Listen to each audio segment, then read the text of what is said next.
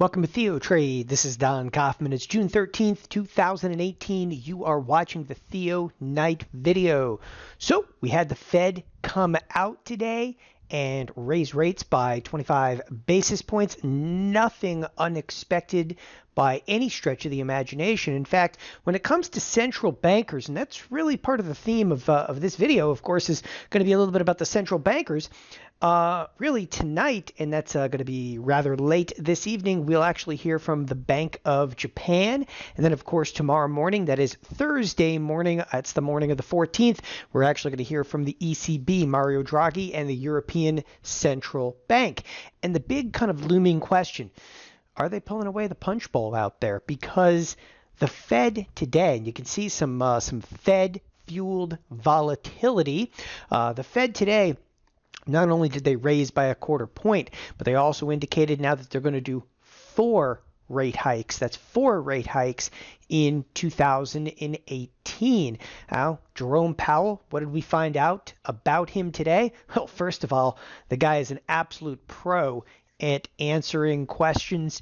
I actually listened to the Jerome Powell, the head of the Fed, speak today, and again, an absolute pro in answering a couple of those questions, highly guarded. None of the statements caused any extreme volatility, neither in the S&Ps nor inside of the bond markets. However, we may see some volatility being fueled out of whatever Bank of Japan or the ECB. And again, the ECB is expected to provide guidance tomorrow morning as to the future of their bond buying program. So they're still in kind of full bore quantitative easing by going out and buying corporate bonds. We're going to hear a lot about that tomorrow. So let's get back into today's market action and what we can kind of expect through the remainder of this week.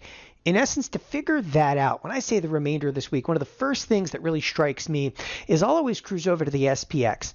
So why am I going to go to the SPX to, ultimately try to determine what's going to go on? Well, first of all, we have what we term the expected moves. And, quite frankly, we're exactly where we started the week. So here we are at 2780. Where did we start the week? 2780. But I like to look at any given point throughout the course of the week. I like to look at the options marketplace because the options marketplace is going to kind of handicap risk for the remainder of the week.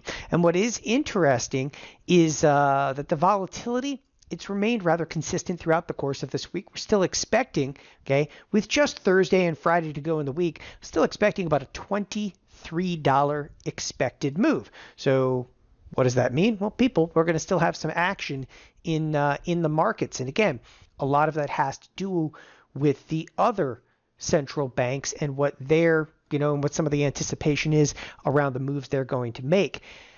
However, there's a larger kind of theme in play in this marketplace, and it has everything to do with interest rates. So, I could spend the entire day looking at the chart on the bonds, but really what it comes down to and what we're seeing in the marketplace, let's focus a little bit more on the index and equity marketplace. On a day-to-day basis, we are actually seeing capital shifts from financials to tech to financials, and vice versa. It has been this back and forth kind of game between the financials and technology. Now, you can look at technology in terms of the Nasdaq. If you want to bring up the Nasdaq, hey, fantastic. Or you look at technology in terms of, this is our kind of symbol. This is the monsters of tech, which is Facebook and Apple and Microsoft and Google and Amazon kind of ratioed a bit together. With that in mind, one of the key points that we've seen is this constant kind of, when I say back and forth, if the financials are rallying, we've seen tech sell off. If tech starts to sell off, the financials are actually getting a little bit big. But I want to look a little bit more depth in the financials. And here is one of the primary points that needs to be kind of taken away from this. What you're currently looking at are the financials on a year-to-date percentage terms. Now, I've discussed this extensively lately. The financials themselves are completely unchanged on a year-to-date basis. That is in very large contrast to if you were to look at, for instance, the QQQ, which is the Nasdaq. The Qs are up approximately 11%. Now, if you want, okay, and you're looking to see if the S&Ps are going to head higher, all right, let's go look at the spiders in this example. If you think that these S&Ps are going to head higher, well, that's all well and good. Listen, I am long duration bearish, and I try to reiterate that, okay, time and again on these evening videos. I'm long duration bearish, but that doesn't mean that I don't see the reality that in the short term, the market could possibly burst to the upside, okay? And one of the things that I really want to point out, if you're bullish in the S&P 500, don't trade the S&P 500. Go to the financials if you're bullish. Okay. And again, I'm telling you right now, yeah, I'm a little bit longer duration bearish, but if you're going to be bullish, this, people, is the product that you want to be in. Why? Because the only way those S&Ps are going to take off to the upside is with the help of the financials at this point. The financials are the underperforming sector. I'm not telling you they're going to explode to the upside, but I am telling you that if the S&Ps are to achieve anywhere near all-time highs, it has to be done on the back of those financials. And that's why looking at one relationship versus the other, this is of critical importance, okay, to the future of the marketplace. Now, in just the next few hours, as more information comes out from these central bankers, that's where the XLF could really start to make that effective move.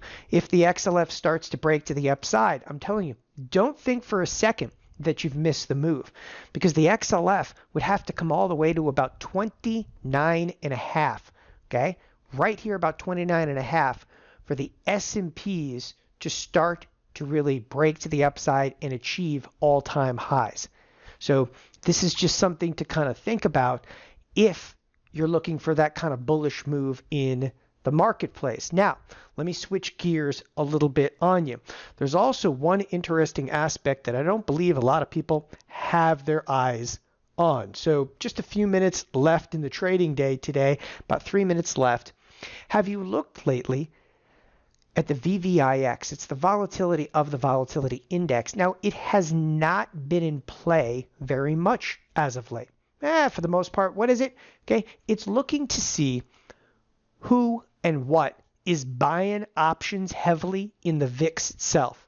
For the most part, the way to think of the VVIX, okay, it basically means that traders are coming in and they're buying heavy amounts of options, specifically in the VIX product. And that is predominantly professional traders. Now, just because they're buying options in the VIX, and the kind of options to move the VVIX, the kind of options you have to buy, they'd have to be buying call options, okay? And they'd have to be buying heavy amounts of call options. And you can see that the VVIX, there is bid, okay, and has been a steady bid for volatility. That means they're just buying volatility the last 1, 2, 3, 4, 5 trading days. Somebody is starting to go after volatility trades. So I wanted to look at this a little bit more in depth, and I found that the option statistics, well, entertaining to say the least. There's some size trading not only in the VIX options, but there's also some extraordinary size trading in the SPX options.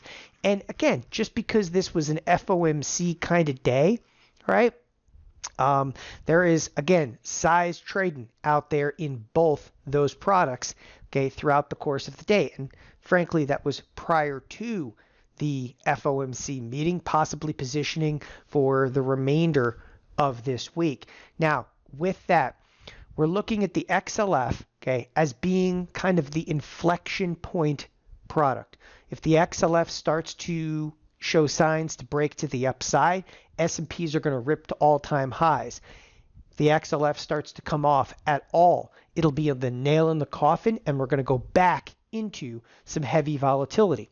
At this point in time, okay, you can actually see traders that are coming in and they're buying up, Okay, volatility hedges, that's what the VVIX actually kind of proclaims. They're buying volatility hedges, probably looking at the exact same thing as we are, okay, inside of the financials, which again, you have a marketplace that hinges upon what the financials are going to do inside of the next 24 to 48 hours. Couple of quick reminders over here. There are some trades that we have put on recently that we have now already closed. One of those happens to be inside of Macy's. We covered this on, again, one of the evening videos. Macy's in just the last few days has declined substantially. If you can achieve over a 30% profit on an in-out spread inside of a 3-day window after placing the trade, we do go ahead and exit that position profitably. We've achieved about a 35% return in a 3-day window, okay, on the Macy's trade. One other kind of quick warning to you and a reminder. This happens to be triple witching. I know some people will call it quadruple witching. It's triple witching, people.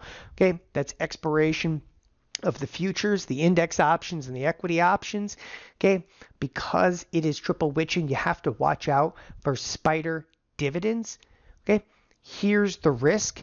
If you are short calls, not puts, if you were short calls, that means if you sold calls to open, okay, there's the closing bell. But if you sold calls to open and those calls are in the money, not just in the 2-day window, but in the 5-day window, in the 9-day window. I mean, you could have calls that are deep in the money that you're short all the way 20 days out. Okay, if you have sold calls that are in the money, there is the threat and the risk, okay, of being hit with the dividend. That is what would happen to you. Well, you would end up short the stock and end up paying the dividend. It's not just the spiders. It's the spiders. It's the Nasdaq. It's the financials. Okay, it's a ton of the different ETF products.